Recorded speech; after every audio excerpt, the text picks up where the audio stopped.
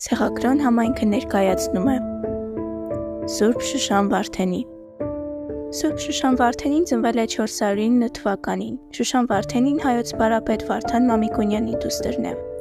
Նրա աճյունն ամփոփված է Վրաստանում։ Հայ եւ վրաց եկեղեցիների կողմից ճանաչվել է որպես ընդհանրական սուրբ։ Մեծացել եւ կրթվել է տատի Սահականիշի քրիստոնեական բարի ու առաքինի շնչով լի տանը։ Սուրբ Շուշան Վարդենին հարսնացել էր վրաց Աշուշաբդեշխի որդուն Վազգենին։ Վարդանենց նահատակությունից հետո Վազգենը գնաց Պարսկաստան եւ ընդունելով պարսկական կրակապաշտությունը կամովին ուրացավ Քրիստոսին։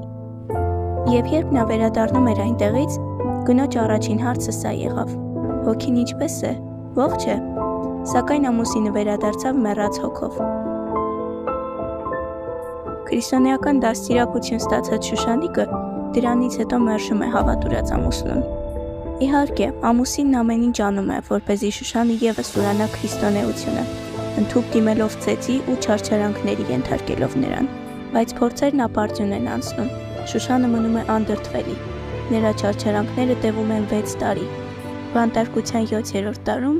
Սուրբ Շուշան Վարդենին հիվանդացավ եւ մահացավ։